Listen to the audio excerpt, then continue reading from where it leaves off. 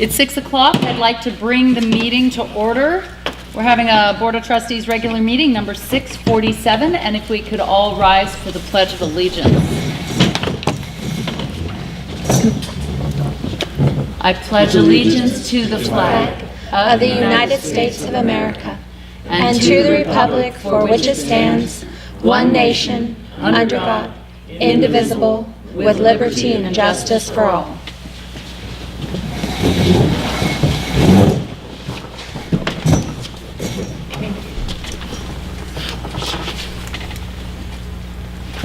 Can I ask if there's any discussion?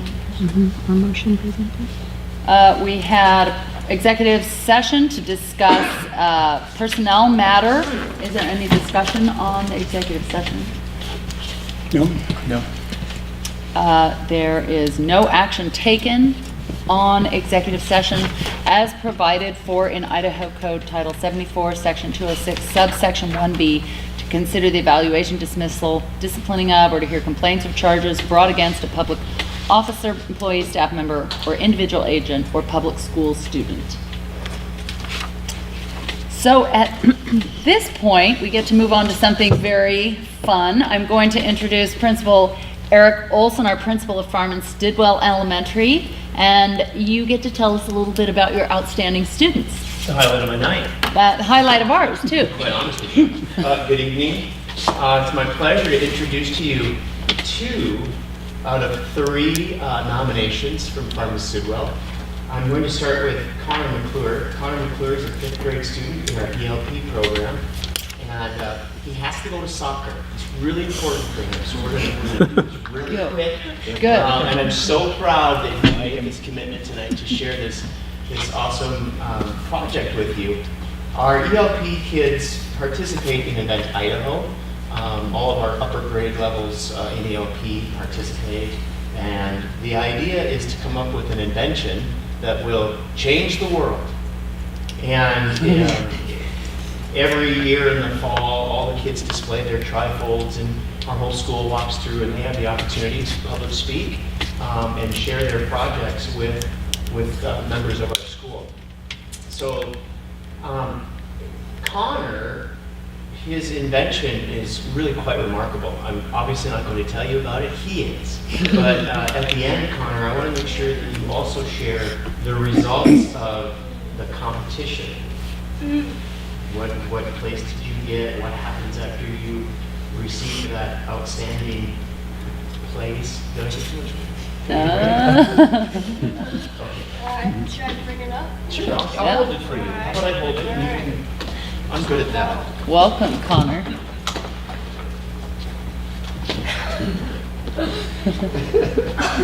put it on the ground. Oh, yeah. I want to feel like I'm doing something. Yeah. My invention, I call it the Blue Guitar. This is a Bluetooth guitar that can connect to your phone. So on your phone, you open the Bluetooth app, the Blue Guitar app, and you turn on your guitar and it connects. And then you can select either acoustic or electric guitar, and then you can play and the sound comes out of your phone instead of an amplifier, because those are really heavy whenever you move them around. So, and then you can also use your phone, you can put up in any type of speaker you want. You don't have to just have one type of amplifier, and then when you want to move around your equipment, you only have to go to your guitar and your phone instead of a bunch of chords, distortion pedals, and amplifiers. That's great. Cool. So I think you already maxed out on my knowledge of sound equipment. changing the future right here. That's And terrific. then this opens up, and these are the 2 sound pickups. And the cords take the sound to the Bluetooth chip that's in here, which sends it to your phone. Very cool. That's all it is. Wow, that was awesome. Although I've heard Connor play the guitar before, I thought you're not going to play for us tonight, huh? Yeah, this is a small one. No. Connor's he's kind of a jack of all trades. He plays music, he's a sports guy, he's involved in everything, which makes him a very well-rounded young man. Yes. So Connor, when you went down to the competition, where was the competition at initially? It's a regional competition, correct? Well, the first one was in Coeur d'Alene, Yes. and they took all of our stuff, and I don't think we were allowed to go so we didn't go. And then our teacher brought back the results, and I got 3rd place Great. In what category? in adaptations. Nice. So there's different categories in which the Yeah. kids go. And then that means that I go to state. And then I go to Moscow, to the University of Idaho, and I present. And then I did not make it in that, because it turns out our notebook is really important. And our teacher said it wasn't very important. he said work on your poster. So I didn't make it. Well, congratulations. Nice Great job. job. And you know what? He's got another opportunity to do it again next year. So next great. year, not only will it be the poster, but it will be the The notebook. Notebook. Okay. Yes, laminated. Connor, in case you leave, let me give you this certificate of recognition and shake your hand. Thank you. You have to shake even our superintendent. And here's your certificate, and go right down the line. Everybody wants to shake your hand. Congratulations. You can be on. Thank you. changing the world. These kids are. I know. All right, so Off to soccer. All right. you can go to soccer, and we'll continue with your second student. My second student is a 5th grader. Her name is Helen Marble. And as a principal, you get a lot of notes from students. Some like, "Dear Mr. Olson, would it be okay if we participated in parkour out at recess?"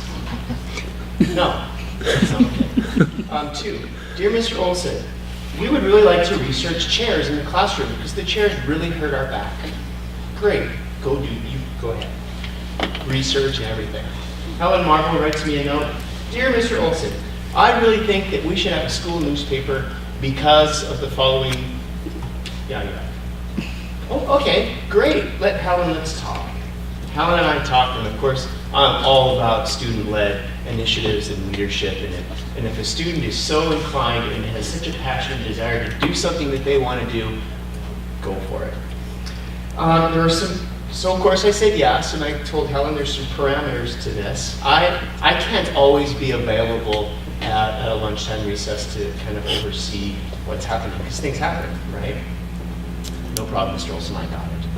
Helen, you understand that the responsibility is going to be solely on your shoulders. You are going to be responsible for hiring and yes, firing those students who aren't really cutting the mustard. Okay, I can do that. Our first newspaper, so we set some goals, we brainstormed some topics that we thought would be pertinent to our newspaper. She's so eloquently volunteered her dad to help out in any way, and mom too, and mom would come in and help supervise. Because honestly, we had a big group of 5th graders that, again, Helen is editor-in-chief, and she has to oversee all these things. So we had a great turnout the first time around, and you can't read this right now, but I'll pass it around. So we've got 2 issues thus far, and Helen's done just a great job of managing people, assigning different areas and topics. And yes, Helen has even had to let a few people go. And the comment I asked her just the other day was, "Helen, how are those people treating you that you had to fire?" She says, "Fine, no big deal. Like, they're not cutting it." So Helen has done just a remarkable job leading the charge. And again, I just love seeing students take some initiative, and super pumped when I bring the stack, and she'll pass them out to the teachers, and we'll put some by the door, and the smile on her face when I bring the stack, here they are. She's just so proud and so of all the work that she's done. So it's people like you that, again, gonna make a big difference in the world. That's so, great. You might have to reach out. And can we ask a question? Helen? What made you think of getting a newspaper started for Farmansdale? Well, the first thing was my old school in California. They had a newspaper, and it was only 1 page front and back, and I wanted to improve that somehow. And so in California, with my friends, I made, we tried to create a newspaper club, but it just didn't work. And so then when I got here, I was thinking about that, and I got the idea to ask Mr. Olson if we could do that That's great. and get started. It's perfect. Cool. Well, is there anything else you want to share with the board?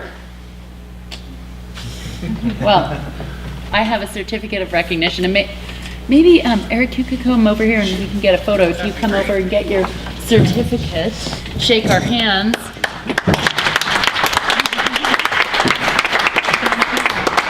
Here's your certificate. If you look at Mary. Well, wait, pause. Turn around. Wait, stop here. Stop over there and look at Mary. All right, there we go. Can't get everybody in there, though. We'll just get them. Get them. Good for you. Okay. Thank you. Now you got to shake all their hands. Thank you, Helen. Thanks, Eric. And good. if I may, Can you share a little I bit will. about your Just third? one more. We've got a 6th grader. His name is Tristan Anderson. Ironically, he went home sick today, so I wasn't quite sure. He said, I'll be there, but it's okay. I know how that goes. Tristan, as I said, is a 6th grader. And this year, our 6th grade students are partnering with kindergartners, and they do it once a week. And it is simply amazing to watch our 6th grade role models interact with our littles, kindergartners. They provide so much to these little ones, role model, leadership, etc. But we've got one individual, Tristan, who has really stepped up to the plate and has really been a wonderful leader and role model to a kindergartner who really needs it. And so this kindergartner cannot wait to see Tristan, and the partnership and relationship that they have is just awesome. So that fire is kind of spread from our 6th working with our 5th graders, or I'm sorry, kindergartners.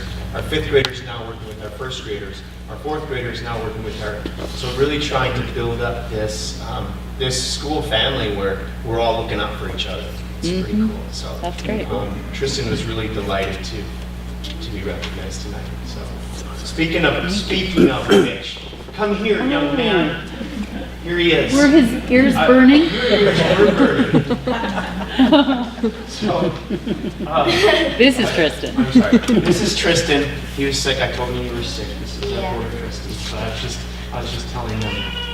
He was and Dad too, singing brother. your praises. I was just telling the board how proud we are of Tristan and the leadership and role model that he's become for one of our kindergarten students in particular, and how your little fella just loves seeing you Yep. when he sees you, right? Yep. Every day, if I see him, I want to give him that.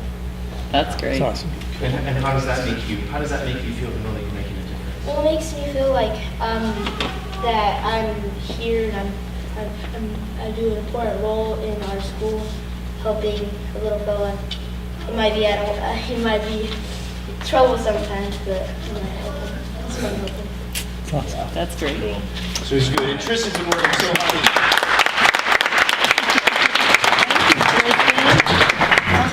Thank you. I have a certificate. We're gonna have to do And you know what? After you shake the superintendent's hand, you're going to turn around and stand right by your principal, and Mary's going to get your photo. All right. Perfect.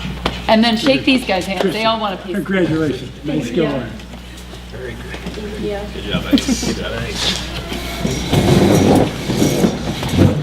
Thanks for coming, and you are welcome to stay for whatever portion of the rest of the meeting that you'd like to, but if you, in the middle, need to slip out at any time, go right ahead and leave when you need to. Right now, we have Kyle from Sandpoint High School is presenting to us a off-site prom request. So Kyle, you can come forward.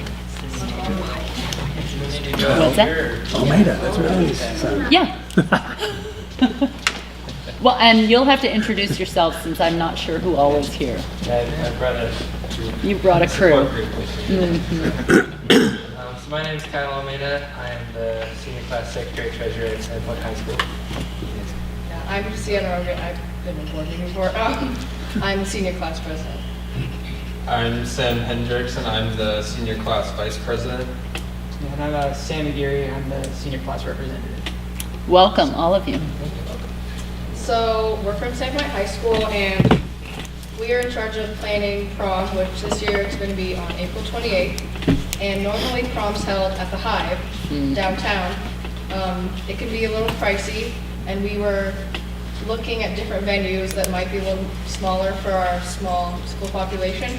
And we were looking at the Hartwood Center, and we wanted to ask the board for approval to use that one. And that, the Hartwood Center, it falls within your budget? Yeah, the estimated cost is about $1,000. It's a nice location too. It is a good look. And it's also right in town still. Yeah. I don't have any concerns or questions with that location. Do any of you? No, I think it's a good idea. Any questions? So I'll entertain a motion to, Madam Chairman, I move that we approve this request that we have here to change the venue of the party that we're going to have. Second. all in favor? Aye. Aye. None opposed, motion passes, and have fun at the Hartwood. Oh wait, you told us when it was. April 28th. April 28th, okay. You have some time, but have fun at planning the time, party, yeah. prom. Check. Thank you. so much. Yep. Yeah, have a good And one. again, the same thing, you can stay. There's a great budget report coming up, so. One of my ex. Hey, all right, that's awesome. Good Do to we see you, have, Sam. do we have public comment? Yes. Okay, we have one name here for public comment, Gail Bryant. And just a reminder, the public comment, you have 3 minutes for presenting to the board, and I actually just will run a timer, but I usually don't need it anyway, but. So, welcome. Thank you. Good evening, my name is Gail Bryan, and I'm a parent of a 5th grader at Farmstead and a 9th grader at St. Mike High School. I've also worked as a substitute teacher until very recently for the district. And in our previous home, I was the school board liaison for the board in our district PTA in a district with 18 schools and 32,000 students. I also served on various committees for the school district, including the Financial Advisory Committee with an annual budget of over $300 million. So I tell you all of this because I didn't want you to think I'm just some woman who has a bee in her bonnet and showed up today, but I was trying to take a back seat and watch, and now I find I can't see that. It's come to my attention that you have implemented a single point of entry at the high school and have in fact rolled it out effective this week with no communication to parents. Using a single point of entry for the elementary schools and even Sandpoint Middle School makes sense, and it's a very practical thing. I love the fact that no unauthorized people can get to my youngest. I have no doubts that both Polly and Karen and Mr. Olson would protect my child. I know that at the middle school, there's a maturity level problem, and they really don't have a scholastic reason for going in and out of those schools. That's just not the case for high school. First, on a purely emotional level, what message are you sending our children, especially considering the timing of this week's rollout? It looks like a knee-jerk reaction to last week's shooting and to the mass shooting in Florida. Is it tomorrow just because that's the day that some high school students are planning to walk out? Is that why we're starting tomorrow? You're selling an air of fear to children that are closer to young adulthood than actual childhood. And our schools are not meant to be prisons. Our teens are not meant to be locked down. And if you have a fear of gun violence, then do something about the guns and the egregiously easy access to those by people who are in emotional distress or are violent. Don't feed our students a diet of fear because it's easier to lock down the school than actually put out the power. But the more practical reason that I have a problem with the single point of entry at our high school campus, I think it's absurd and not really well thought out. My 9th grader has traveled from his art class to the Cadillac. The art class is, of course, the portable building on the far side of the middle school. He has to go past the middle school, 4 portable buildings, 2 of which house students that are known for having emotional and sometimes violent outbursts. Then he goes past the door next to the other art class, the band hall, the choir hall, the auditorium, and finally gets to the front door where he can now go in, and he has to go through the commons, a bunch of other students, and backtrack to get to his class. This is all supposed to take place in 6 minutes. And the standard line is, well, this is only going to add about 30 seconds. I don't think so. An adult motivated to get from point A to point B with no students and no class changes occurring might, a little bit skeptical, but might only add 30 seconds. Change that person to a teenager carrying a heavy backpack and add a ton of other teeth to the mix, and all that that implies, and you're looking at a lot longer. It's going to be a lot of tardies. It's going to be interruptions to teachers trying to start the class after the bell is rung. And I just think that a single point of entry at the high school is not practical. I'll wrap it up here. I'm not here to debate what I truly feel is the systematic terrorization of our children by adults who don't want to address the same gun legislation, but that's another time, another legislative body. And I'm here to ask you to take a serious look at, one, what message are you really giving these kids about fear, about safety? And two, is this really the best option for our school in regard to the sheer logistics? Please don't lock the high school down. Thank you, Ms. Bryan, thank you.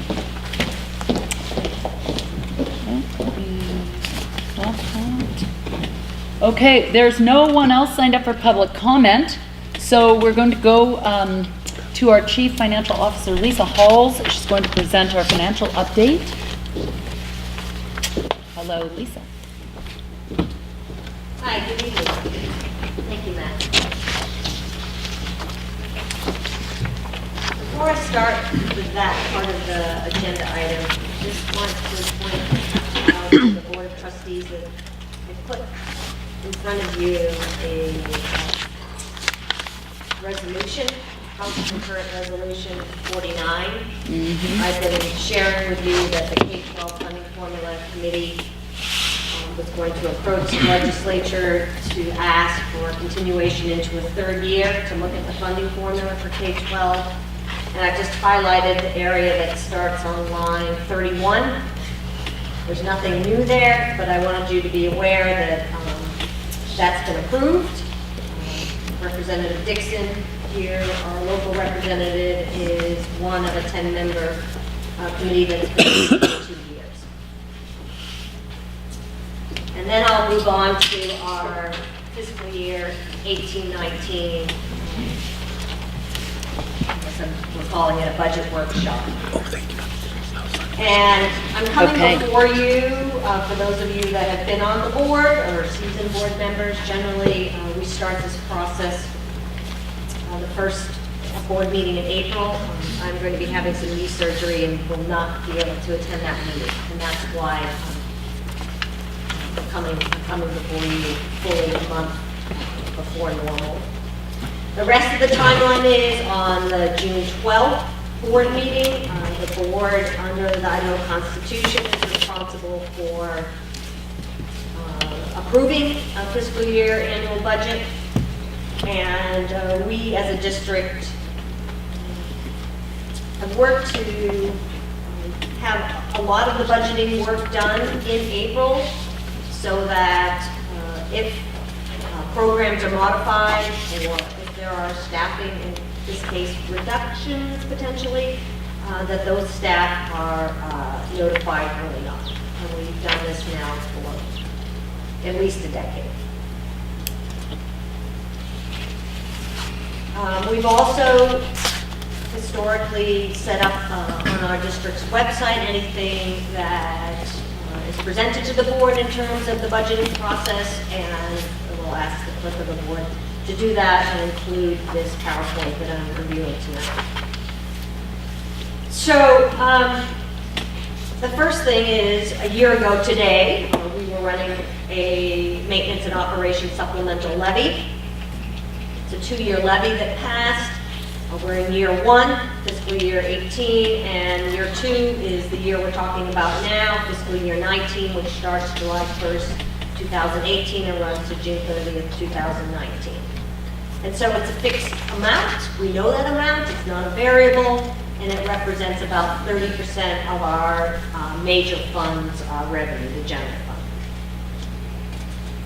What's quite unusual, first for me in this position now, I think I'm starting about my 15th year, is that the federal government has not adopted a budget even for this fiscal cycle, which started October 1st, 2017. So we are still operating on estimated appropriations for our fiscal year that ends June 30th, 2018.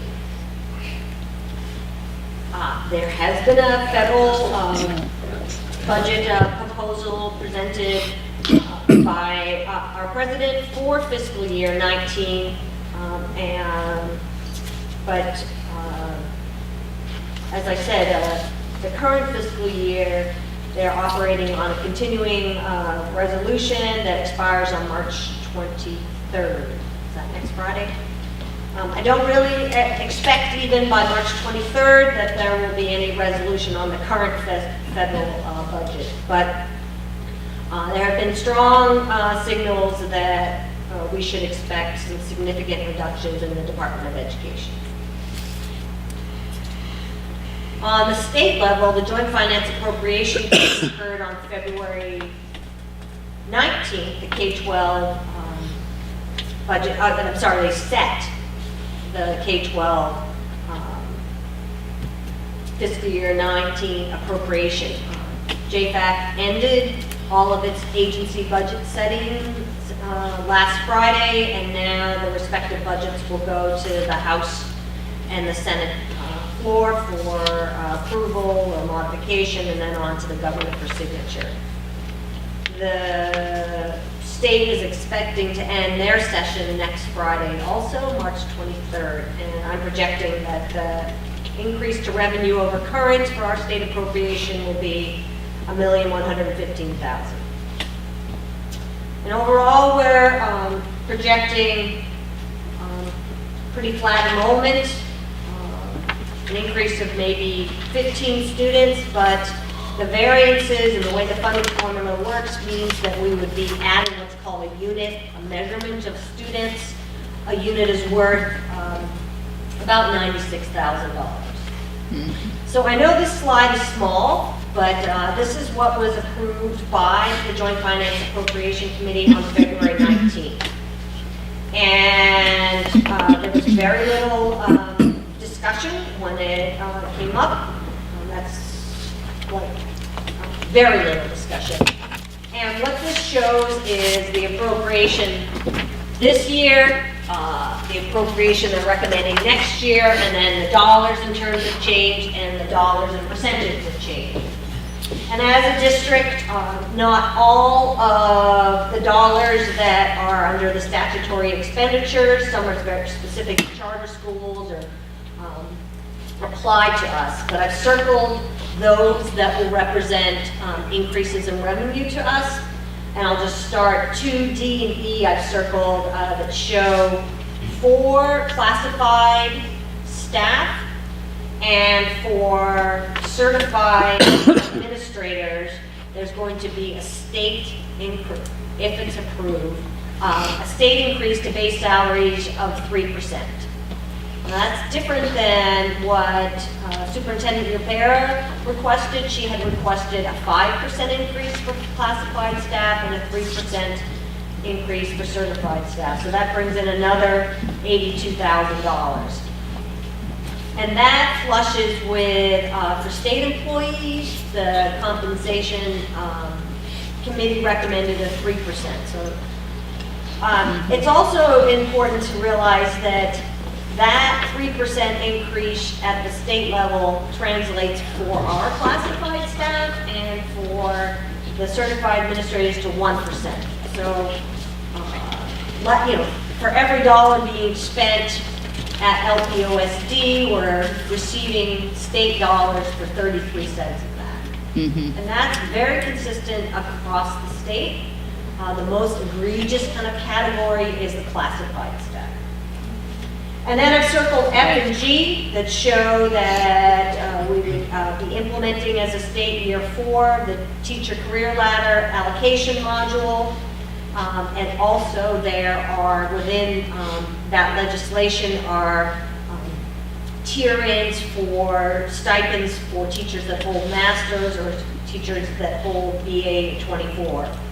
And combined, that brings in another $650,000 over current. It's also important to realize here that the state increase for teachers is a 4.9% increase. Then other dollars are under you, some additional dollars of $16,000 for the college and career ready advisors, and another $21,000 for our literacy intervention. And then under 3A, non-statutory, some additional dollars for technology and some additional dollars for professional development. And then finally at the bottom there, what they call the distribution factor or the unit factor. This year, as I said, Governor Otter had asked for no increase here, and Superintendent Ibarra had asked for a higher increase here, but they've landed on $733 more per unit.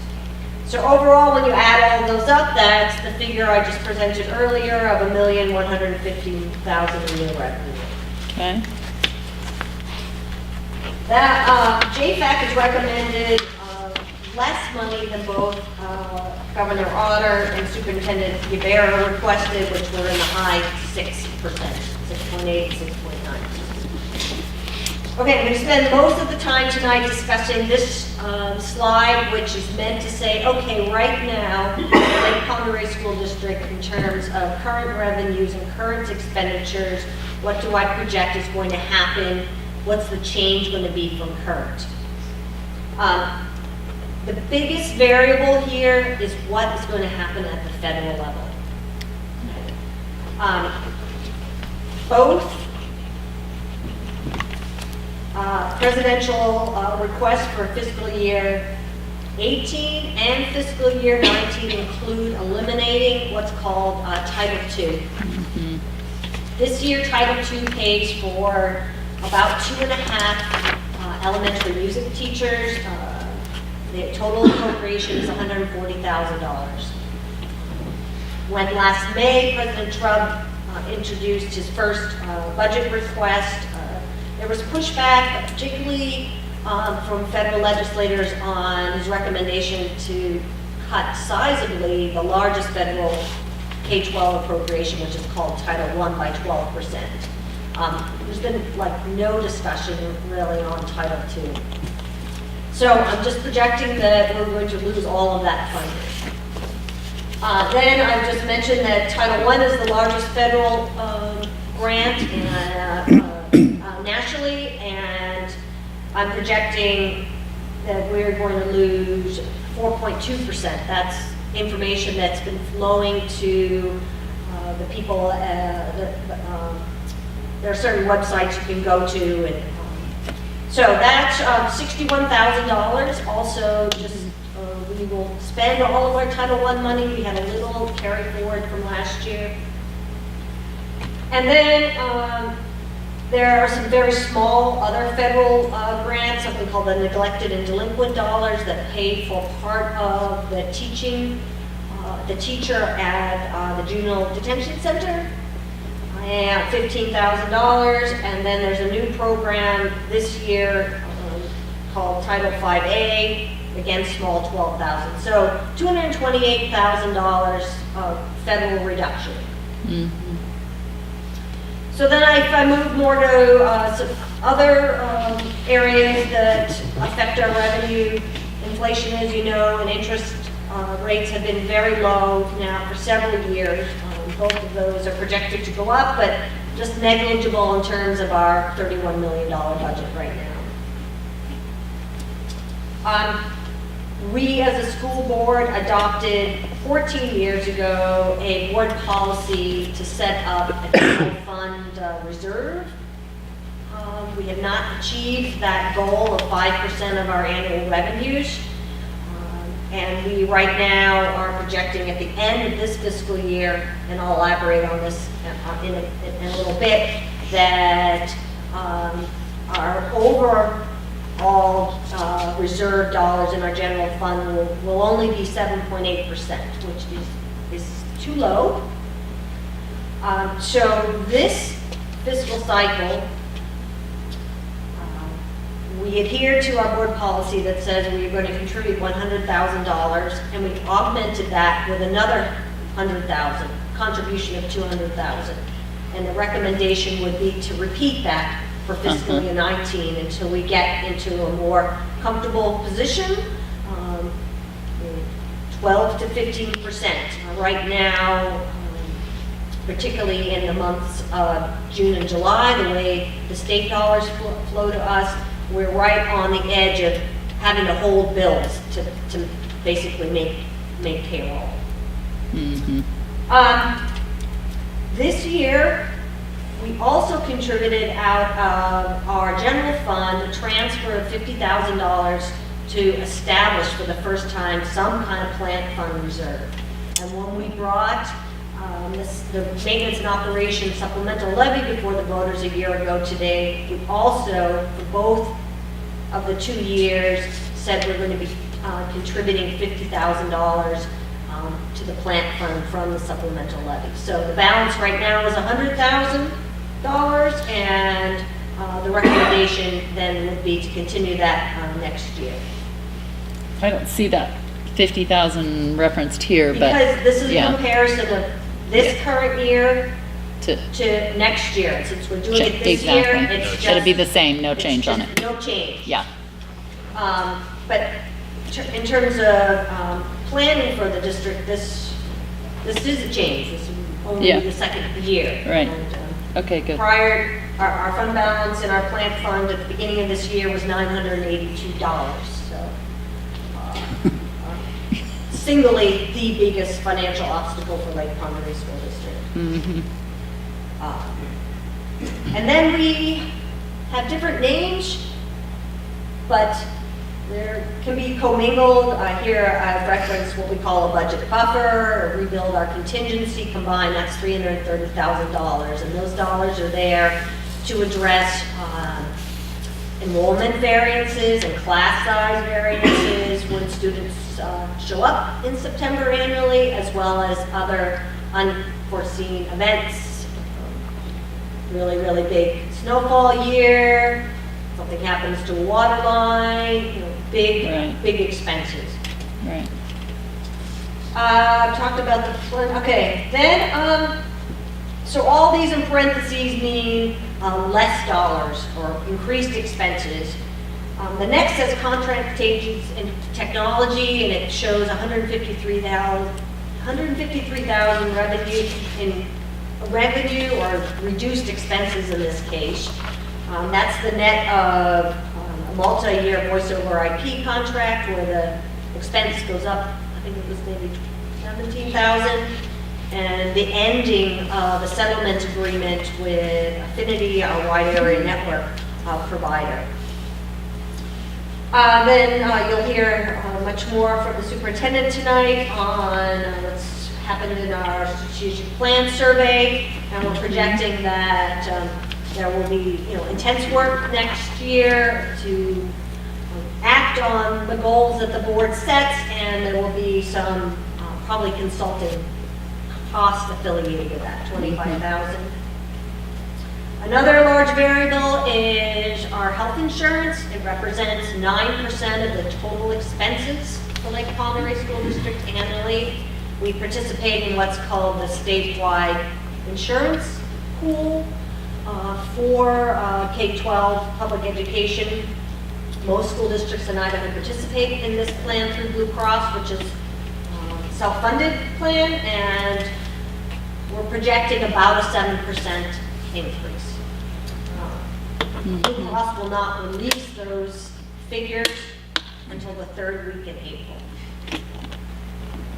Last year, we had projected also a 7% increase, and when we received those figures in late April, we as a district decided we were just going to carry forward what we had put as a placeholder increased expense to offset any expenses for fiscal year 19, and that was $115,000, and that's why it's a positive number. Okay. And then there are other operational projected expenses of about $75,000. I've reviewed the estimate on our increase in state appropriation, and then we've put in here a figure of $990,000 for an average 4% increase for all matrices. I would remind the board that the career ladder has a mandated base salary, minimum salary next year for teachers, it's $35,800. That alone, just to implement that, is $478,000, 48% of this $991,000. The teachers, again, at the state level, the increase is 4.9, and the classified and certified administrators was 3%. Our board has historically treated all categories of staff equitably in terms of compensation changes, and so this is what a 4% would represent. Okay. So that means that we would project having to cut $540,000 for fiscal year 19 in order to balance the budget. And then this is a little more detail on our plant fund. As I said, we've got $100,000 in there now. In fund balance, this would add $100,000 next year. This is where we were positioned at the end of fiscal year 17. Again, we need about $2.5 million in our general fund balance in order to not sort of borrow to make monthly expenses. Then I've shared with you that there was sort of a stalling on at the federal level receiving some federal grant dollars, which we did receive in late September, $170,000. We've contributed $200,000. So we're projecting at the end of this year, June 30th, will be just shy of 8%, and then what is before you tonight is we add another $200,000, so bringing it into the low 8%. So things that we don't know or are still pending, we have an enrollment projection. We won't know that until September. I shared with you that Thorne Research was willing to survey those employees that are moving to South Carolina. Really didn't. We don't consider it a variable. We generally have an enrollment churn, about 12% of our enrollment. Doesn't mean that we have 12% increase or loss, but the number of students that are moving in and out of the district is about 12%. The health insurance, we won't know until late April. I am not even going to try to guess when we will know our federal appropriations for this year or for fiscal year 19. This month, maybe even next week, we will start negotiating with our teachers union on salaries and benefits and other things that are allowed under the Idaho Constitution. And then the final thing I'd wrap up with is that Idaho, now this week, our governor has signed into law a bill that reduces income taxes and corporate taxes, and then narrows the number of brackets, and also brings Idaho's tax structure in conformity with the federal tax structure for individuals, with the exception of the child tax credit, which now has been a separate bill. And between those, that will be a loss of $125 million. On the state level, it's a $3.6 billion budget, and that's a 3.5% loss in revenue coming in for the state. And of course, K-12 is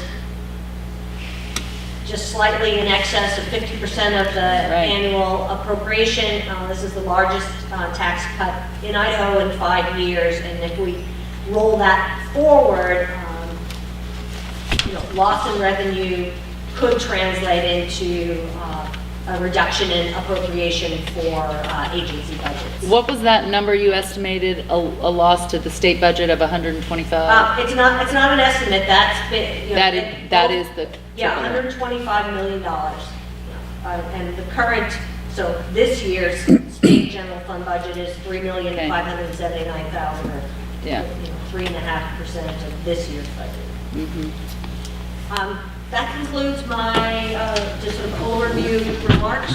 And date in April when the superintendent comes before you that will probably give some updates on this. Okay. Are there any questions? No, once again, I appreciate your attention to detail on all the federal and state, just moving pieces there on the budget.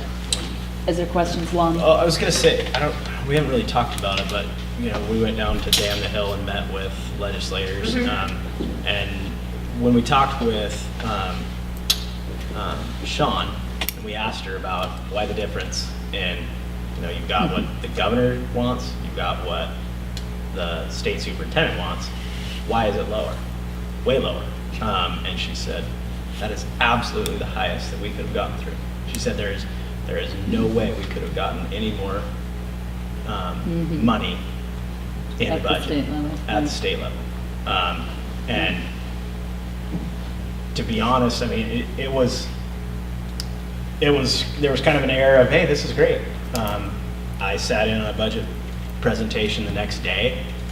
Most of it was going to happen anyways. Like it was state mandated that a lot of these changes were going to happen. So it kind of pulled the wind out of the sails on that for me. And then also just throwing that out there, the changes that the state revenue is going to have, I think that we're going to be up against some serious trouble in the next few years. Okay. Well, I mean, I won't comment on the editorial part of that statement, but certainly JFAC sits through 3 weeks of budget hearings, and there are lots of needs and mandates either at the federal level or in our state.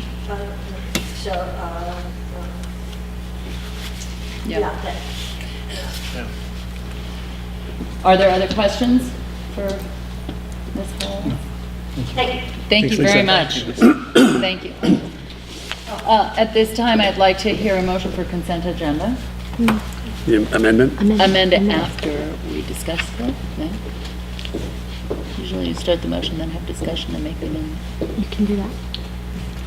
You want me to make a motion? I think we'll have amend it first and then approve the amendment. Madam Chairman, I make a move that we amend the consent agenda to include one personnel matter in there. It has listed as a non-renewal, and that's going to be changed to a resignation. That's the only change I see. So I move that we make that change. It's under the HR report. So the amendment is noted. Do we need to have an emotion for the amendment? Second. Can I hear a motion for a second on the amendment? Oh, I second. All in favor? Aye. For aye. None opposed. So the amendment motion passes. So can I have a motion for the consent agenda as amended?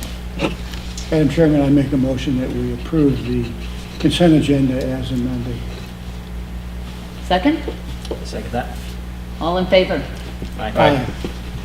Motion passes. Thank you. We're going to go on to Matt Brass is going to present a recommendation to approve technology wireless equipment. That's okay, no worries. I jumped the gun. what? You're good. You jumped the gun on your stuff? I did. Not yet. Okay. To do dueling technology. Uh-huh.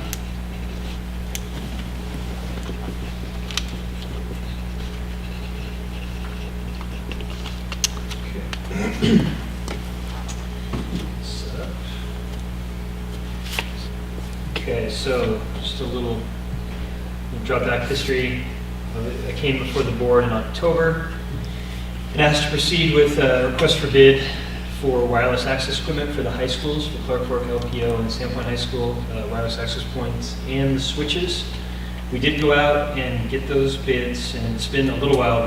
We actually went out twice for those. I wasn't as happy that we had 3 the first time. I wanted to go out and get it, and plus I just wanted to be comfortable with Kelly that we had out to bid locally and posted longer than we did the first time. And so we just wanted to make sure that we did it right, had everything right. Went out for the second one. Those came in on January 16th. We had 4 bids, like I said, that came in. Companies were Total Communications, Ednetics, Tech Hut, and CDW. And those came in, I just want to go through a high level with you of what those were and how I came to the decision I'm going to recommend to the board tonight. Okay.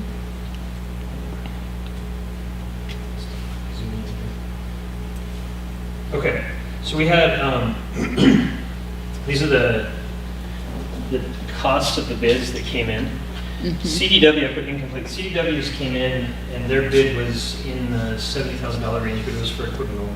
They didn't put the installs in, which was fine if we wanted to inherit the install ourselves, but the size of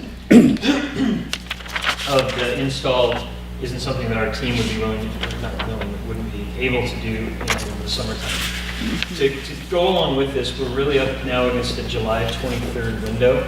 The state pulled their wireless contract last month, and so they no longer, they will no longer be paying for the ENA contract that we have. We could go on with that next year and pay ENA to go the whole year if we wanted, or part of the year. But the reason we went out for this in the first place is because we're having issues at the high schools with the equipment and with the connectivity now that we're 101. And so we're trying to upgrade the equipment and get the equipment in there. So with that, we have till July 23rd to get this done. And the three that came in, we had CDW around 70. We had Tech Hut that came in at 89,610, so around 90,000. We had Ednetics that came in with 113,700, and total Frontier Communications came in at 130,800.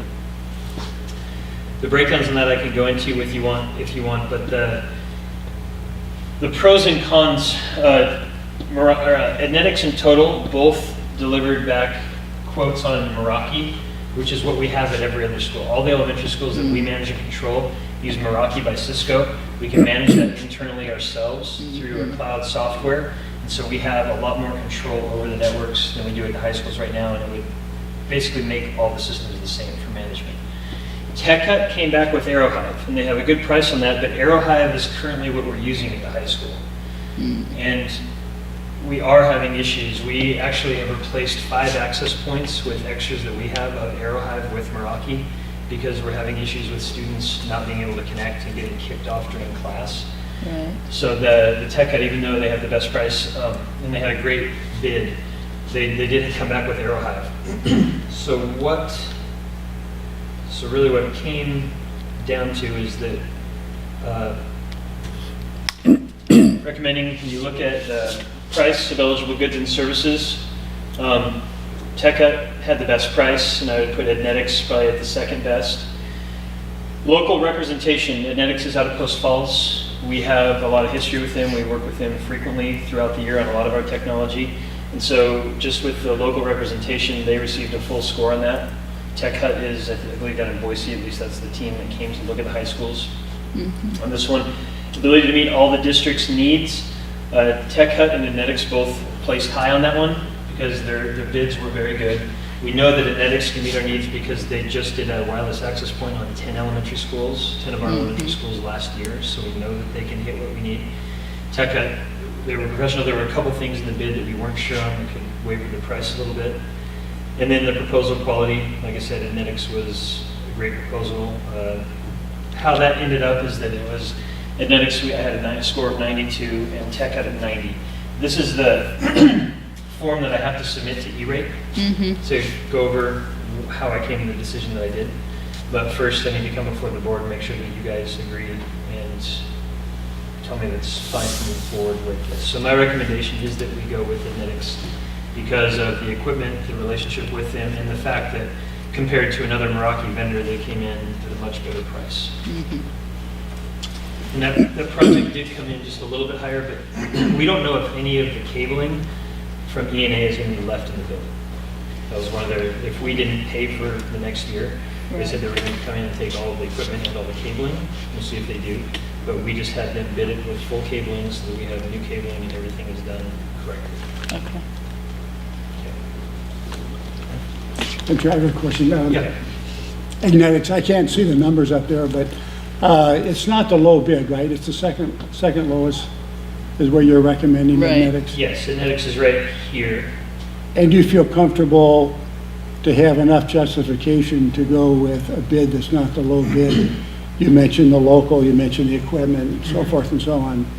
So my only concern would be to make sure we have enough justification so that when other companies that was the low bid come back to us and want to know why they weren't chosen. That's really what the spreadsheet that I put right. forward was. And I went through this, I had our network engineer spend a week reviewing all the bids, breaking down the bids by cabling, switches, access points, and those pieces. And it really did come down to the local relationship is part of it. That doesn't mean you always have to take that. Sometimes the bid is better, but there is definitely a comfort level in having the equipment that matches all of the equipment we currently have in the elementary Right. schools. Sure. That makes the system seamless. Yeah. And we know how well it works. And honestly, the Arrow Hive, it may work great. It might be the configuration that's in there right now, but we're having issues with it, and it makes me hesitant to spend the money on much money. a system that we're already having problems with. So that would Right. be my justification if somebody asks. Thank you. Right. No, I think the brand, preferred brand is a big part of this job. Yeah, it definitely is. The And like I Meraki. said, that of those total costs, 70% is an E-rate bid. Tomorrow I'll submit this to E-rate, and we already have all the paperwork done. It's just going through the next steps. And then the state, even though they're cutting their wireless contracts, they're still giving money to the schools to pay for wireless build-outs, which is what they're moving to. So in my first proposal, I talked about we expected to have anywhere from $0 to $7,000 of costs out of the tech budget next year to pay for this. That really hasn't changed at all with this, because that came in within about $5,000 or $6,000 of what I proposed, what I thought the proposed cost would be. And you said that the last 10% or whatever it actually comes to would be paid from tech department, so Yeah. thank you Sorry for to that. set aside the Yep. budget. Okay, thank you. Thanks, Matt. Thank You you. ready for a motion? Yep, we're going to hear a motion to approve the bid selection as presented to us.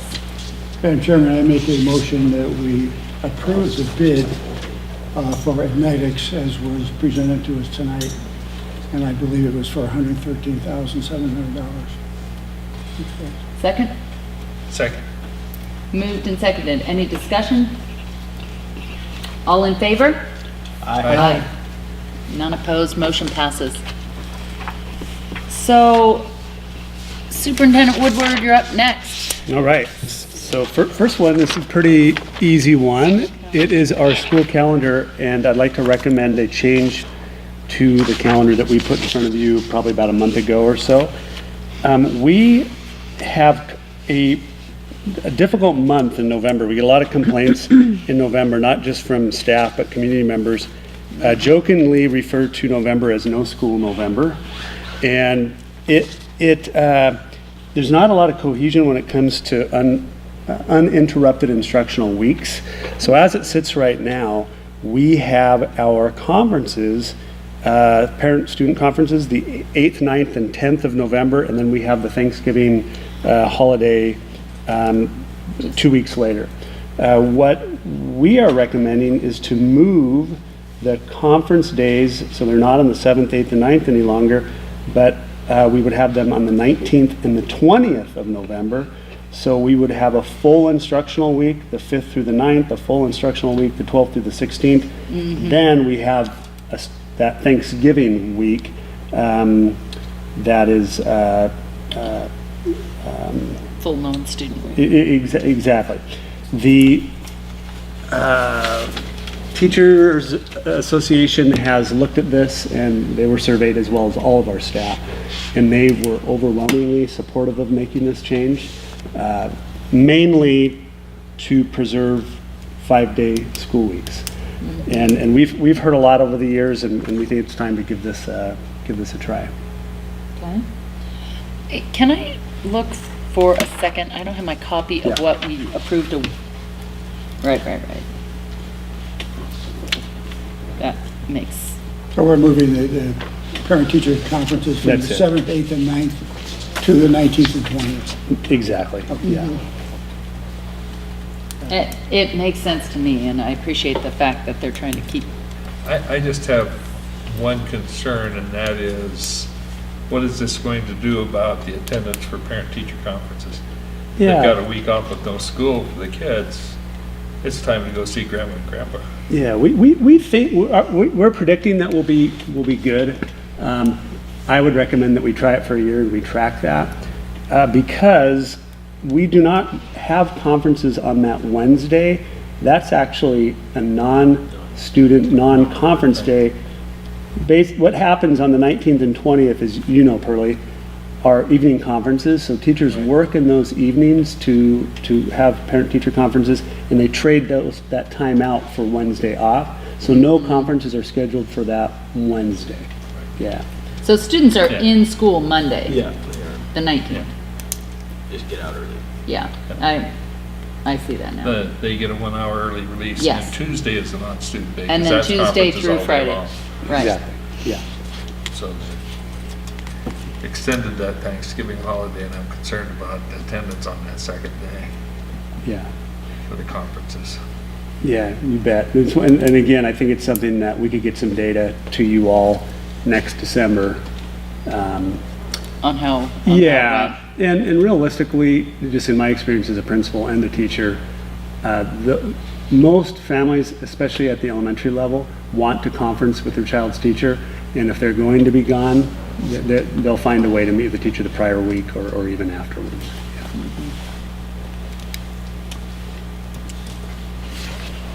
Are there any other questions for Superintendent Woodward?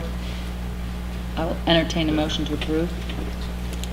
Madam Chairman, I approve that, we approve the request to change the parent-teachers conference in November, next November. It was scheduled for the 7th, 8th, and 9th to the 19th and the 20th. A second? Second. Moved and seconded. Any other discussion? All in favor? Aye. None opposed. Motion passes. Thank you. Thank you.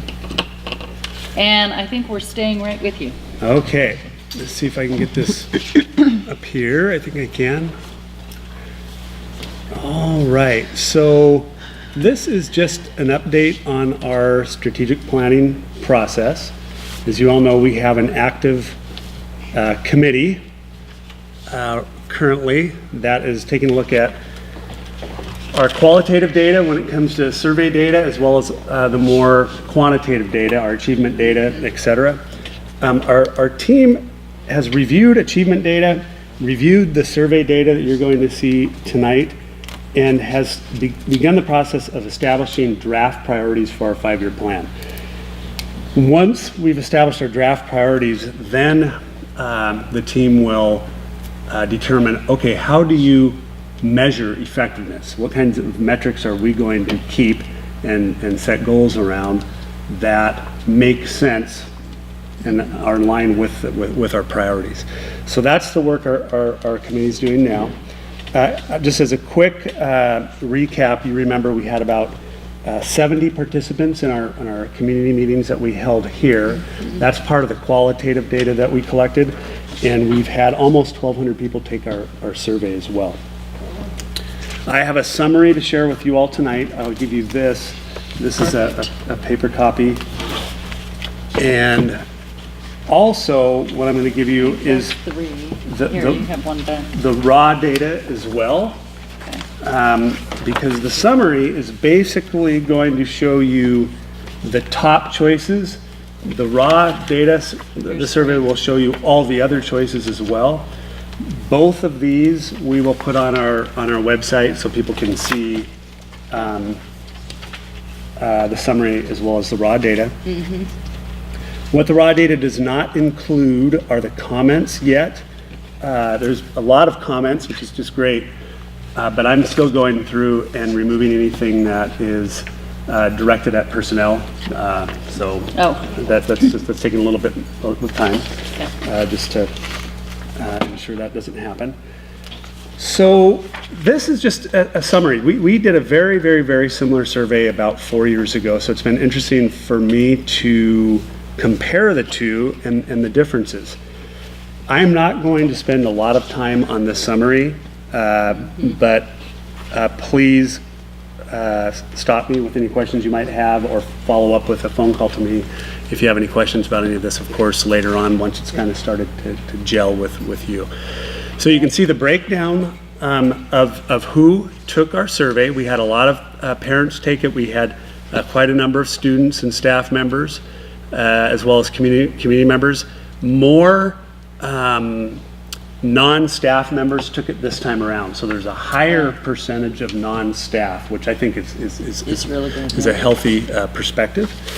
So I'll go over the overall questions, and then what I'm going to do is I've also disaggregated the data by the group that is identified at the top here. So there's some interesting differences and some similarities as well. So the first one was simply, what are the greatest challenges or issues the school district will face over the next 5 years? That 62%, all that is that 62% of the 1,200 had that in their top 5. They didn't have to rank order them, they just had to pick 5. So that's all that is. And you can kind of go down the list there, hiring and retaining high quality educators, rigorous educational program, class sizes, and the growing stress on families were the top 5 as noted on the survey. An interesting area for me was to see that what are the most important skills and abilities that students must master to prepare for a successful future. 4 years ago, there were more people that were picking math and science, or reading and writing, traditional subject areas. That was not in the top 5. They were more of the, I guess you could consider them soft skills. This matches when I went to that economic development forum and presented to that group, and we did a big activity. Right. It really matched what our local employers were looking for as well, which is a shift that people are clearly articulating. We want these skills to be developed in our students, which I think is great. So you can see what those skills were. What evidence should the district use to evaluate the quality of education in the district? Once again, our top one was measurement of individual growth over time as students progress through the grade levels. 4 years ago, because of this survey and this feedback, this is when we instituted or began to use the MAP, the Measurement of Academic Progress, which is a growth tool, and we continue to use that. So it's actually really refreshing to utilize that as well as achievement. So that was the top one. Student success after high school, over half of the respondents had this in their top 5. When I come back in May to talk more specific priorities, and Andrew and I will talk about possible action steps, we definitely will talk about how do you track student success after high school. The 2 previous school districts that I worked in did this and paid consultants to do that work, and it's something that I think we'll need to consider. Parent, student, community perception of schools, that was our number 3. Yeah. Can I ask you just real quick, going back to that student success after high school, in your previous experience, were you able to get that data? Yeah, we were. But what they did was these companies literally had to track down families and kids and interview them. Okay. And so it's not inexpensive. It's not easy. No, it takes time, but I do believe it was used in such a way that we made some positive changes because of what we found out. Because a lot of what we have is we have information about the first 2 years. Did they attend an in-state school, et cetera, et cetera. That's not quite as deep as we might want to go. Right. But we'll definitely bring some ideas forward to you probably into the summer, and we'll do a little research on what might that look like as well. These areas are what our steering committee is going to look at in developing metrics tied to our priorities. So of course we'll use some of these ideas. As far as financial priorities for the district, the top 5, you can see them. Facilities, of course, came up again. Over half had that. Salaries to attract and retain high quality staff, again, was right up there with facilities. and quality up-to-date educational materials, and so on and so forth. Keep rural schools open and maintain class size. That 41% of the respondents had that in their top 5. That's always a very divisive topic. I've said it since I've arrived here 6 years ago. I'm a big believer in community schools, but it does come at a cost. We know that, and we do have a lot of support for that as well. The next part was, what methods do you believe are the most effective to engage all local residents? And the top 4 responses were email. Mary is here. She'll be glad to see stories in the local newspaper was much higher than public meetings. What people refer to our local newspapers, our website, and then social media. Facebook was and I'll put a little finer tip on that here in a few moments. So this next area is going to take a look at disaggregate the different groups that took our survey. The bold areas, I think, are of particular interest because those represent areas that were all in all groups top 5. So if you look at our staff say that 68% of them had that in their top 5, maintaining physical facilities. Well, every group had that in their top 5 as you disaggregate it. And every group also had hiring and retaining high-quality educators in an increasingly competitive market. So those were the 2 that came out in every group. There were others that were in 3 of the 5 groups or 4 of the 5 groups, but I just bolded the ones that were in everybody's group. It seems like I think I'm missing one though. Now that I'm looking at this, I think this might be an old one. Hold on one second here. Oh no, I'm not. This is the correct one. So that just goes through that first question. Yeah. The next one is, let me go through all these, sorry. What are the most important skills and abilities students must master to be prepared for a successful future?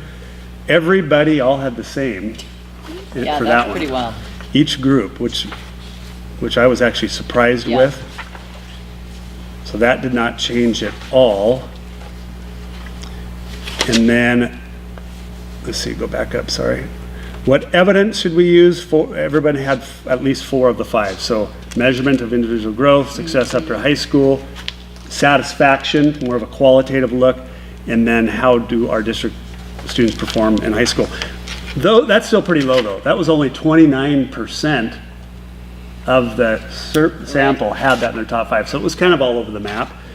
But you can see, that was for staff, 29% had it, but you can kind of look at the back that up against the raw data.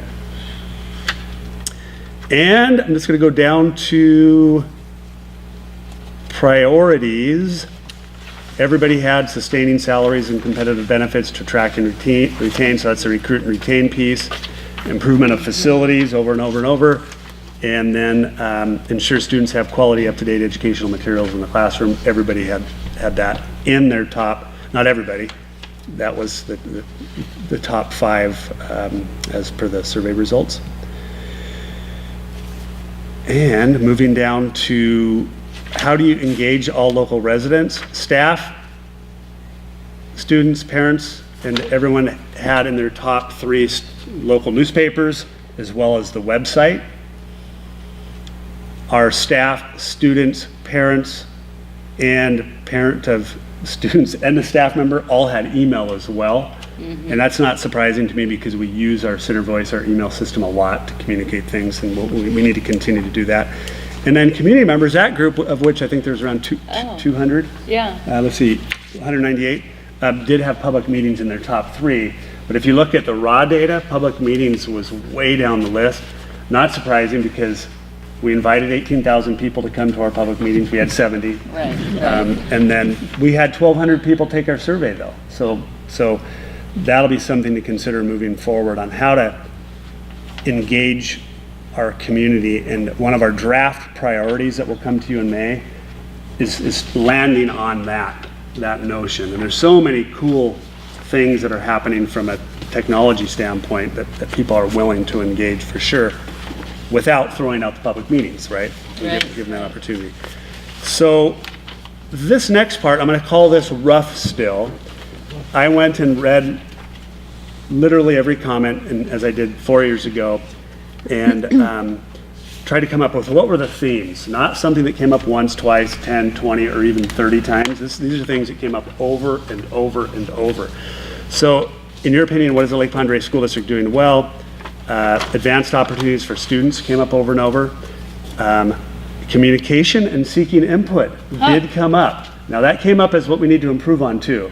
But people were saying, some people felt like, hey, no, that's great because they're noticing we're making more of an effort and trying to get more input. So that was good to see.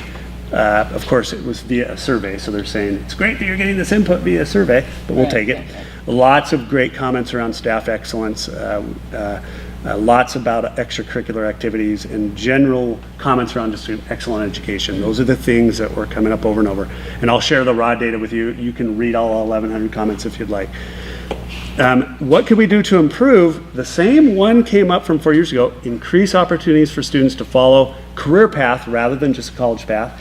Increase articulated paths to certification in fields in the professional technical area. Principal Albertson and I have talked ad nauseum about this, as has Alex Gray and I. And most community members, if I give a presentation on this or share at the grocery store or wherever and say, you ought to be doing more about this, and I share, well, check out this course catalog. I'll pull it up on my phone and I'll show. They'll say, what? You guys are doing all that at the high school level? Right. So we have definitely a communication issue. Not to say that we can't do better. We can in this area too. Over and over, develop and implement a long-range plan for improving and replacing facilities in our school district. That came up at the economic development group, our community meetings, and of course on the survey. Increase support for students needing help with mental health issues. That was coming up over and over and over. And then increase communications from both the schools and from the district. So all of this information, our strategic planning committee is still culling through this, and we already really have, and now are working on our priority buckets to present to you all, along with metrics in May. This will be, our draft priorities as well as our metrics. We are going to, prior to May, put on our website, do a center voice out to families to try to get some online input prior to coming to you all, and we'll also publicize that you will be hearing about our priorities and our metrics, so hopefully people will show up and give input. Yep. So we will definitely be doing that. The part that I wanted to get your blessing on is it's very, very clear to our committee, and it probably would have been clear to a lot of people before we even had our committee, that one of our buckets will be facilities. It's something that we need to address.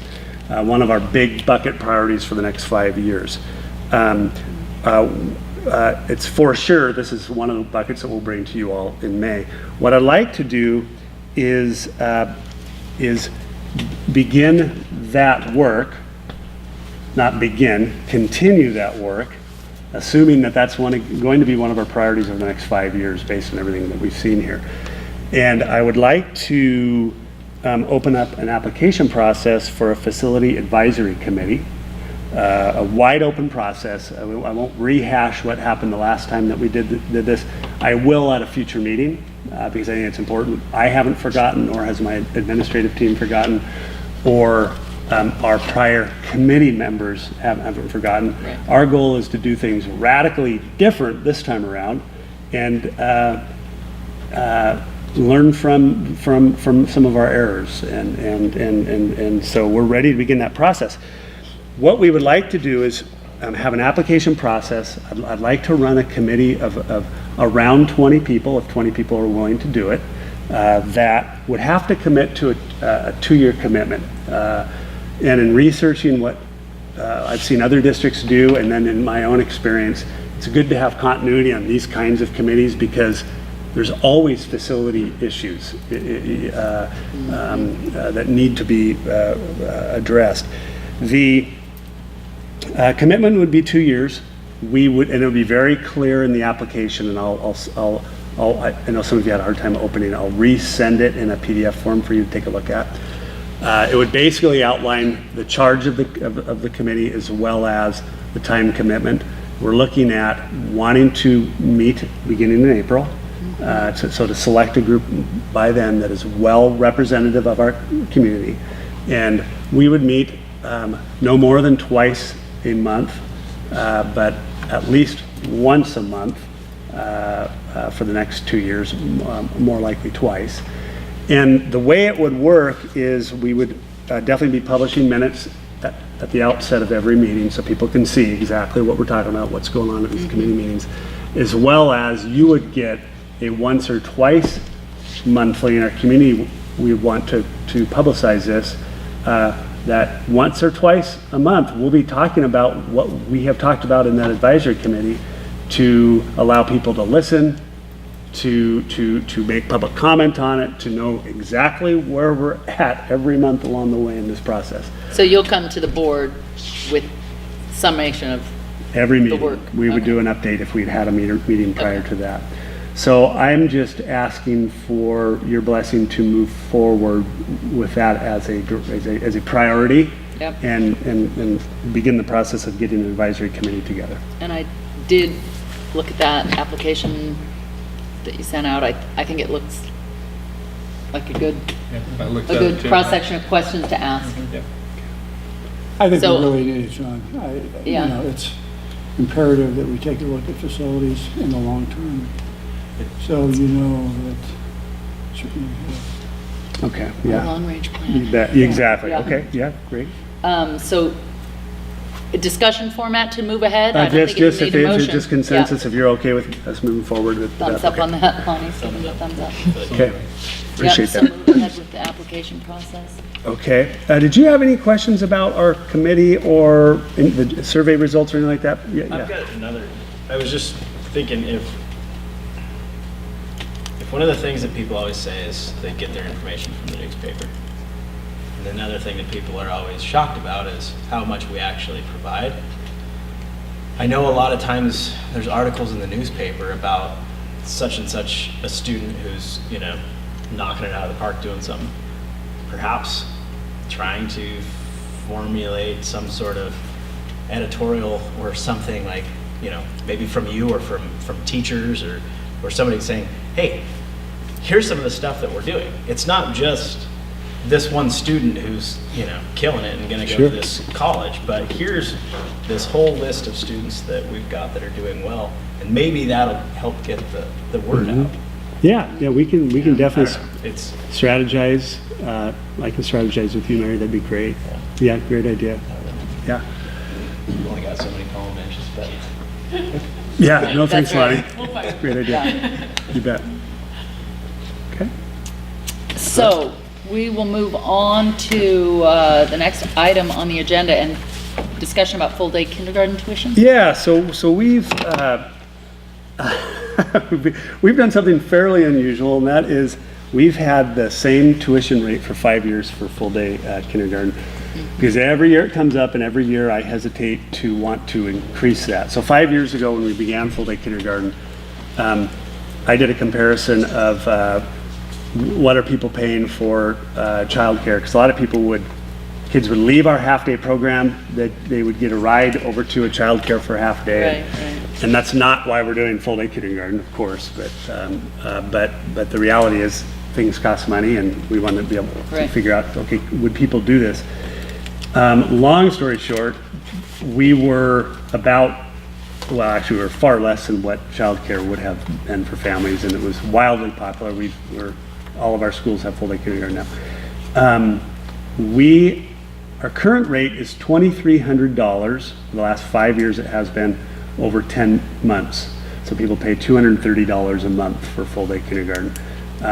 Our costs have increased significantly over the last 5 years, as you know.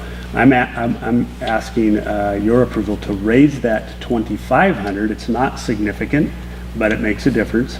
$2,500 over 10 months, so that would be an increase of $20 per month for those families. So that's what I'm asking your approval on. Which schools would that impact? Farmington, Sidwell, Washington, Kootenai, and Sagal. And I should also mention that I would say 25% of those students go tuition free. So we run a scholarship program. We're not making money off of this. This doesn't Right. cover all of our costs.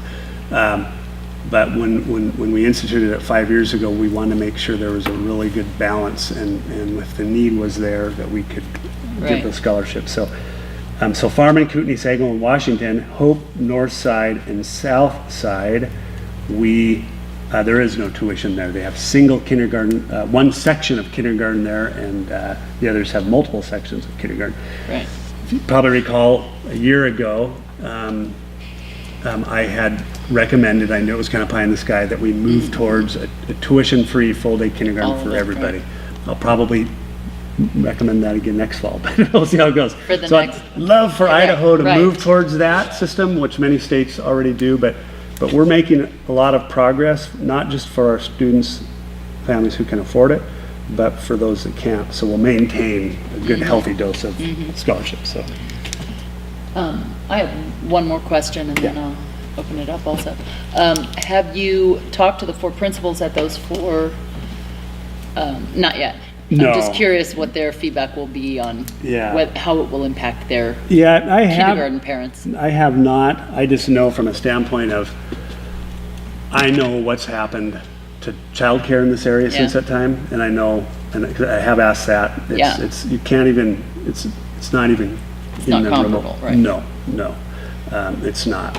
So one person, who I shall not name, I had a conversation with, was it $20 a month? That's it. Yeah. Over 5 years, that's the increase. I mean, Yeah. it's nominal.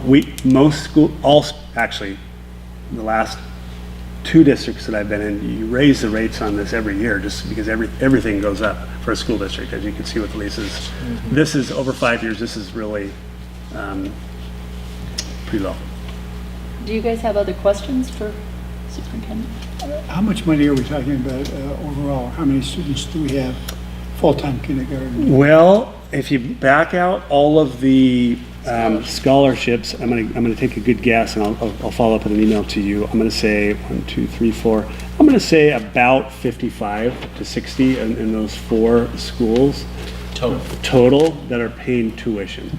Yeah, So that's not a significant amount. yeah. It's, Are there other questions? I will entertain a motion to approve the full-day kindergarten tuition increase as presented to us tonight. I make a motion that we approve the full-day kindergarten tuition increase as presented tonight. Second? I second that. Any other discussion? All in favor? Aye. Motion passes. thanks. Sean, Superintendent Woodward is also presenting a school closure resolution? or Oh, is- yeah, forgot about that. Okay. Yes, that was February 14th. My wife asked if we could, cancel school. No, I'm just kidding. It was Valentine's Better not say Day. that. So That's no, right. we had our big storm Big that day. And storm. when we thought winter was over, some of you might have seen your lawn for a while and some dirt, and then we got slammed, of course, on Valentine's Day. So that's what that's. Yeah, I remember driving home that night after the board meeting, the 13th, That's right. It was, 30 right. miles an hour. and That's right. Couldn't even see the front of my pickup. yeah, that was That's because you scary. just had ice, or you couldn't see anything. So I would entertain a motion for approving that certificate of closure. Madam Chairman, I recommend that we approve the resolution 18-03, certificate of closure for the school closure of February 14, 2018. I second that. Discussion? I just have an aside. Yeah. What does that bring us to for the year? Oh gosh. Is it, 3, right? okay, Yeah. that's why it's 03? 1803. Yeah, and I think. Well, I can't remember if we had some I 17. think that's about what we average. Okay. Yeah, Okay. yeah, that's what we did. Yeah, so All right, hopefully so we're now done. winter's finished. Okay, If we're all not done, in, I'm moving to someplace south. all in favor? Aye. Aye. None opposed, motion passes. Thank you. Now we move into policy issues, and Clerk Kelly Fisher has the floor for a while. All right. Since this is first reading, I'll just go one by one. Can I add one thing before you start? Absolutely. Last board meeting, I had asked Kelly to give me a sense of when we had last revised or reviewed, and she made a very thorough list. And I've looked through it. It is the master list, and if any of you want to look at that, it is good for us to kind of familiarize ourselves with how many different policies there are, and I can take that and scan it in and get to the board. that might be easier than people would have it at their fingertips. Perfect. I think you want the original back then. So now, thank you, Kelly. All right, you're welcome. So again, we're just working through the 1000 series for the board section. I will just start with the first policy. It is titled Board Staff Communications. It's current policy number 1520. I'm asking to renumber that to policy number 1400 to align with ISBA model policy. The only section under board communication to staff, I've added the superintendent will employ all such media, that little sentence there. A couple Lots of commas. punctuation changes. Any questions on that policy? No. Okay. Or, I'm sorry, no for me. Is there any other? Okay. Okay. Moving on to next policy is current policy number 1405, and it is titled School Board Use of Electronic Mail and Social Media. There's a couple punctuation changes, and then the legal reference. Idaho Code has changed, so I've updated that at the very bottom to represent current code. And that's the only changes on that Very policy. straightforward. Okay. We're just going to keep going, and I'm looking down, so say something if you have a question. Moving on to the next policy, it's current policy number 1521. I'm asking to, again, align with ISBA model policy numbering system.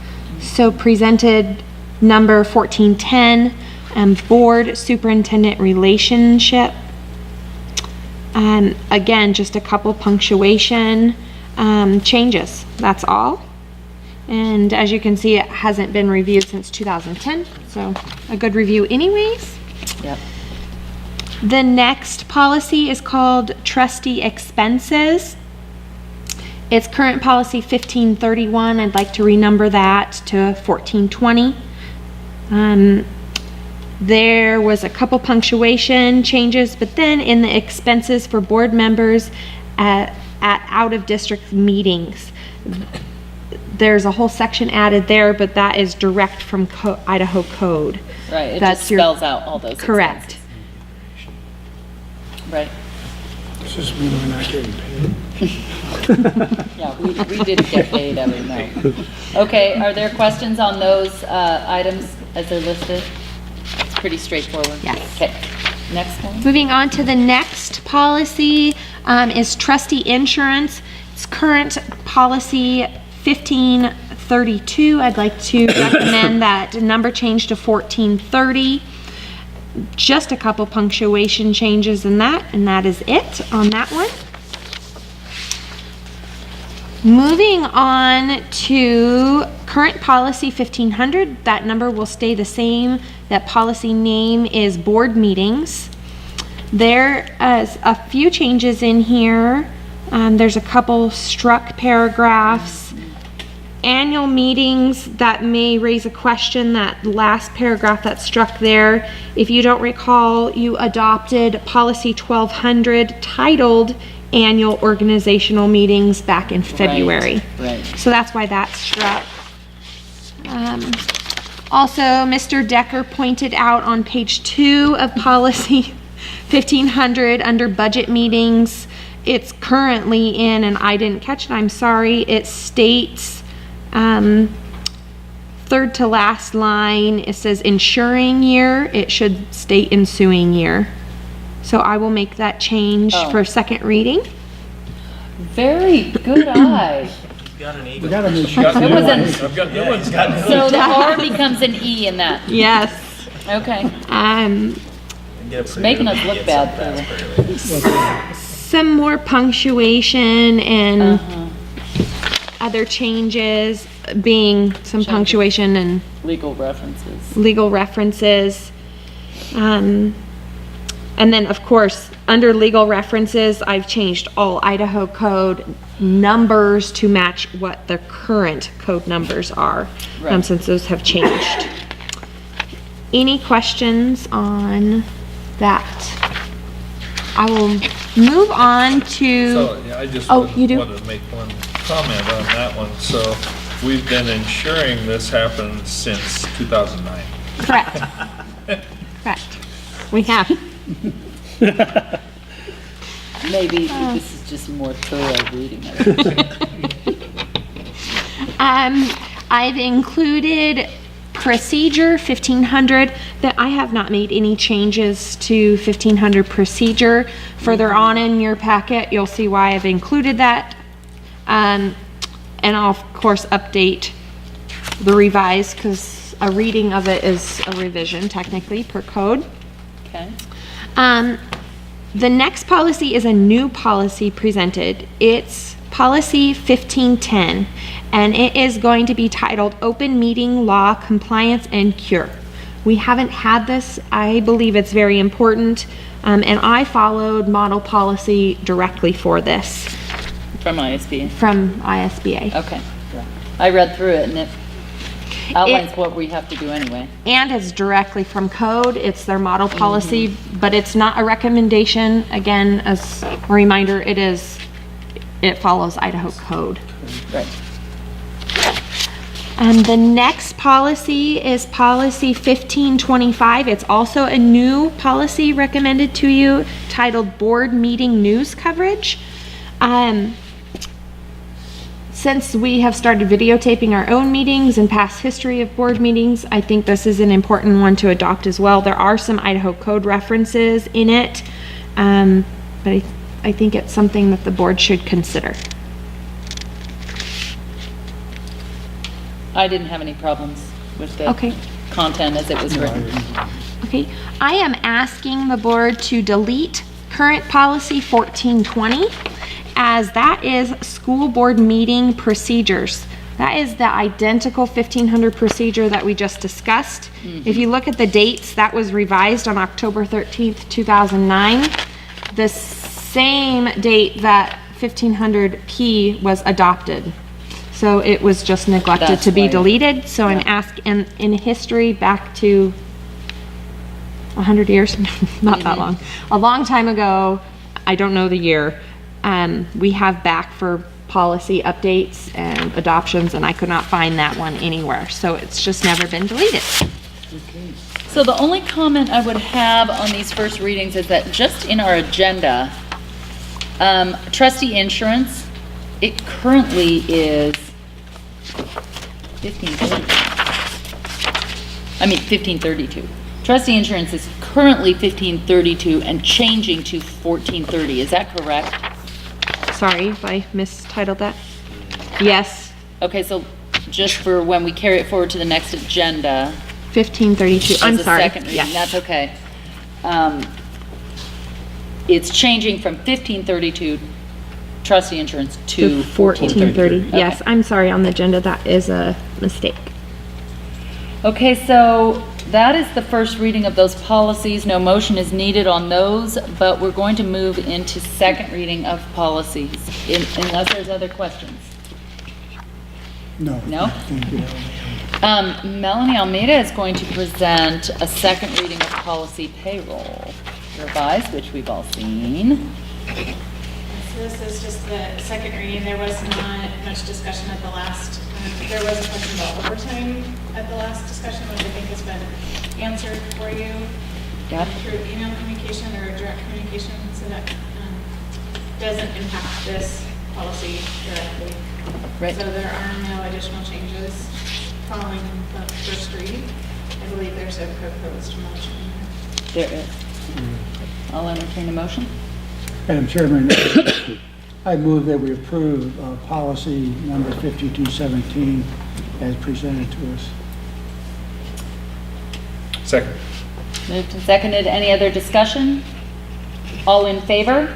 Aye. None opposed, motion passes. Thank you. And are you presenting the next? No. Thank you. And nice job, tell Kyle, nice job. So, second reading of policy, Superintendent Woodward with the education of homeless children. Yes, and there were no questions on that one either, so no changes. So I will entertain a motion on that one. I make a motion that we approve policy number 3060, education of homeless children as presented. I second the motion. Moved and seconded. Any discussion? All in favor? Aye. None opposed, motion passes. And now we have 3 second readings that Clerk Kelly Fisher is going to. Yes, there were no changes or questions at first reading, so I've just included proposed motions for the policies presented. Can we do these together, or do you want individual? She has them separated out into, well, 2 So there's motions. 2 that are revised and one's a new one. So Yeah. we need 2 motions, I believe. Okay. So I will entertain a motion for the revised policies of 1300 and 1310. Madam Chairman, I move that we approve the revised versions of policy 1300 and 1310. Second. I second that. Moved and seconded. Any discussion? All in favor? Aye. Aye. None opposed. Motion passes. And we have 1 new policy here.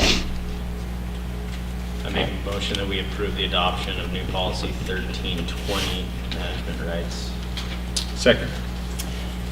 Moved and seconded. Any discussion? All in favor? Aye. None opposed, motion passes. So, we are kind of running on a long meeting. I just want to give you a short update on our day on the Hill on February 19th and 20th. Trustee Williams and Trustee Superger and myself went down to Boise and participated in a series of legislative sessions, heard some guest speakers, spoke to our representatives and senators, and it was, again, this is the second time I've gone, it was very informative. We learned quite a bit. You referenced a workshop you had gone to. You had gone to the public school finance workshop. I went to the labor negotiations workshop because I'm part of that subcommittee. The content throughout this presentation is great. We hear from the Senate Education Committee. We sit in on that full meeting. We also sit in on the House Education Committee meeting. We had a great presentation from Supreme Court Justice Jim Jones. That was so interesting. Yeah. And we managed to connect with Senator Carl Crabtree and Senator Keogh privately, and then Senator Keogh sat at lunch with us the second day. So to say, well, We didn't meet privately with Representative Dixon, but he sat with us at lunch that second day, and we had some great dialogue there. I met Representative Priscilla Giddings from District 7, although we didn't meet privately, and then we never did cross paths with Representative Heather Scott. Did I miss anybody? It was an all-around informative process. I think we all came away learning more. Do you have anything to add? I think some of my takeaway from it was, and this was from interacting with other school board members and superintendents from different school districts. I think something that we need to be cognizant of is though we always are struggling for more and more money, we are very, very lucky for what we have. There's school districts that